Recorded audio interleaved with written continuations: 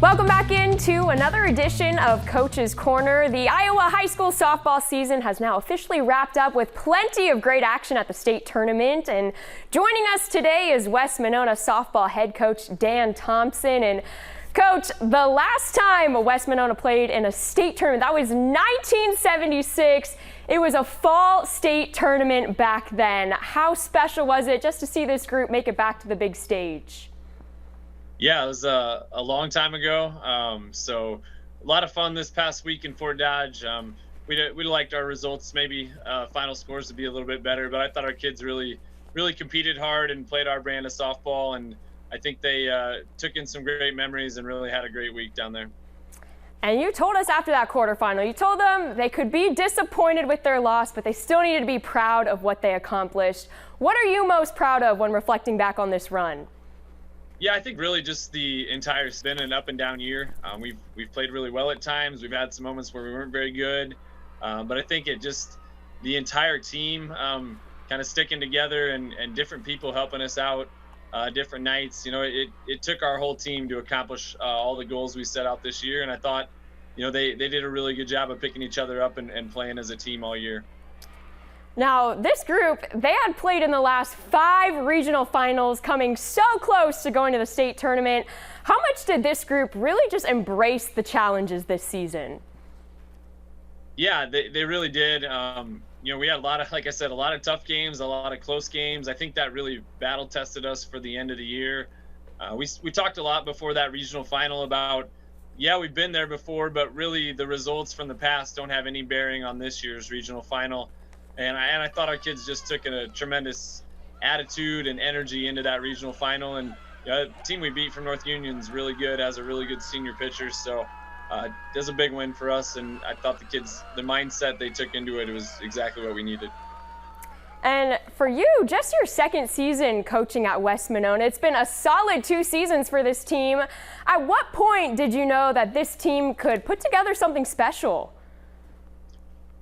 Yeah, it's been a really fun 2 seasons for me so far at West Monona. Yeah, the building blocks of this really put in before I was there. Some really good players before and currently there.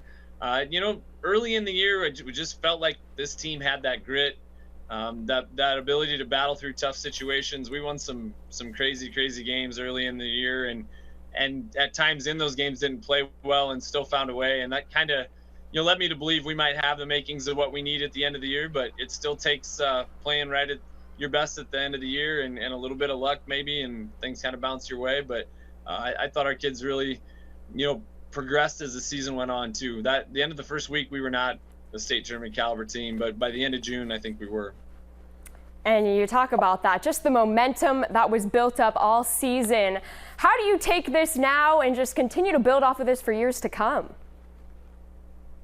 Yeah, I mean, obviously your goal every year is to have a chance at the state tournament. It's not quite that easy, but you know, having been there, I think the kids get a taste of the experience and what it's like.